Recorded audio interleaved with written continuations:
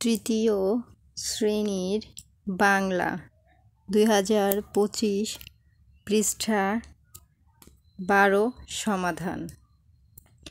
পাঠ 4। আবার পড়ি কারো চিহ্ন। কারো চিহ্ন দেখি।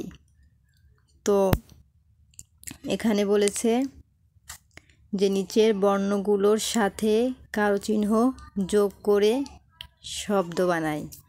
এখানে যে চিহ্নগুলো দেওয়া আছে সেই চিহ্ন অনুযায়ী এই বর্ণগুলো দিয়ে একটি একটি করে শব্দ এখানে লিখে দিতে হবে। এটি প্রশ্নে বলা আছে।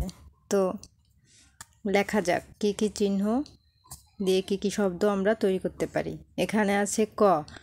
ক দিয়ে কি শব্দ আমরা তৈরি করতে পারি, যেমন এখানে আছে আকার, রস্যিকার, দীর্ঘিকার, হ্রস্বকার, যে কোনো একটি দিয়েই আমরা এই বর্ণ দিয়ে তৈরি করতে পারবো শব্দ। তো আমরা চাইলে ক দিয়ে আকার দিয়েও বানাইতে পারি, ক দিয়ে রস্যিকার বা ক দিয়ে দীর্ঘিকার বা হ্রস্বকার, একার, যে কোনো কিছু দিয়েই আমরা এই ক দিয়ে তৈরি করতে পারবো। সেম এই বর্গের জ দিয়েও তৈরি করতে পারবো, এর মধ্যে যে কোনো একটি ওয়ার্ড দিয়ে। তাহলে আমরা প্রথমে ক আছে, এখানে কয়েরটা লিখতে বলা হয়েছে, আমরা প্রথমে কয়েরটা লিখব। তাহলে আমরা প্রথমে লিখব ক দিয়ে। আকার আছে, আমরা আকার দিয়ে লিখি, বা রস্যিকার, তো আমি আকার দিয়ে লিখব। ক দিয়ে প্রথমে লিখব কাক। কয়াকারে কাক, কাক হয়, তাহলে আমরা লিখব কাক। কয়াকারে কা, কাক। চাইলে আরও শব্দ আমরা ক দিয়ে বানাইতে পারি, যেমন ক দিয়ে আমরা আরেকটা বানাতে পারি কোকিল।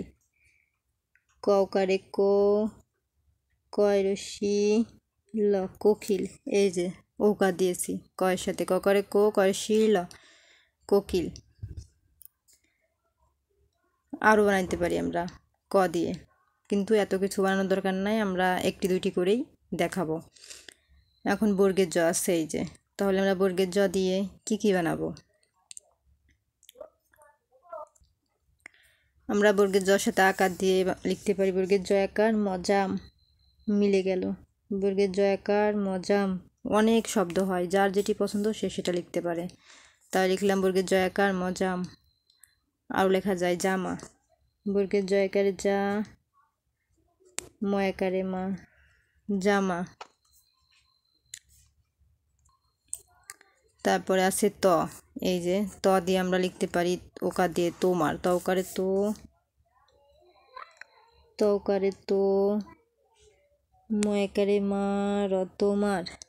একটি হয়ে গেল। আমরা আরেকটি লিখতে পারি, আমরা আরেকটা লিখতে পারি এই যে হ্রস্বকার আছে, লিখতে পারি তয় রস্যু দিয়ে। তয় রস্যু, ময় রস্যি, তুমি, লিখলাম। তারপরে আছে প। এই যে প দিয়ে আমরা একটা লিখতে পারি, এই যে পর সাথে আকার দিয়ে লিখতে পারি, বা রস্যিকার যে বা একার, যার যেটা পছন্দ প দিয়ে সে সেটা দিয়ে, যার মনে যেটা আসে ওয়ার্ড সে সেটাই লিখবে। তাহলে আমরা প দিয়ে আমার মনে আসতেছে পাতা, এই যে আকার আছে তাই আমরা পাতা লিখে দিই। প একারে পা, ত একারে তা, পাতা। তারপর আরেকটা লিখতে পারি প দিয়ে, এই যে ঔকার আছে, পৌষ। এই যে পৌকার, পেট মধ্যে সব পৌষ, আমরা বলি না পৌষ মাস, সেই পৌষ।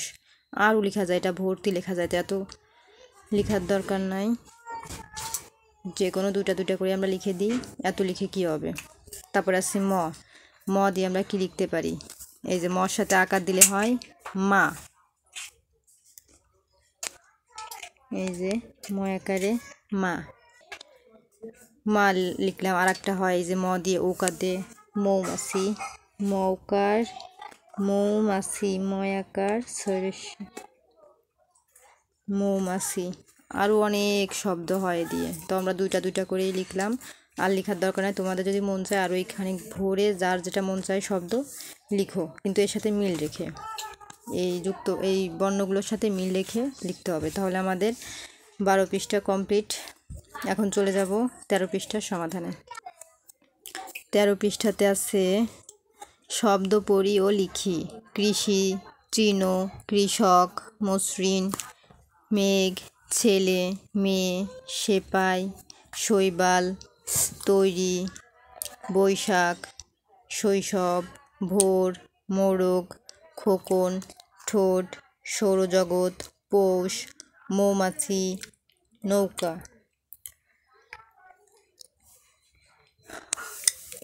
এগুলোর কথা বলেছে যে শব্দ পড়িও লিখি, মানে এইগুলো পড়ো এবং এগুলা লিখতে হবে, এর মধ্যে অন্য কিছু লেখার দরকার নেই। যেমন এখানে কৃষি আছে, আমরা এখানে কৃষি লিখবো। তৃণ আছে, এখানে তৃণ লিখবো। কৃষক আছে, কৃষক লিখবো। মসৃণ আছে, মসৃণ লিখবো। মানে এই যা যা আছে সেগুলো এখানে লিখতে হবে, সেম টু সেম পড়ো এবং লেখো। এই যেটা এটা দাগ দিয়ে দিয়েছে, মানে এটা পড়ে এখানে লিখতে হবে। তো এগুলো তো আমার লেখার দরকার নাই, বুঝাই দিয়েছে এটা কীভাবে লিখে, তাহলে তোমরা লিখে নিও। তো আজকের মতো এই পর্যন্তই। Subscribe my channel.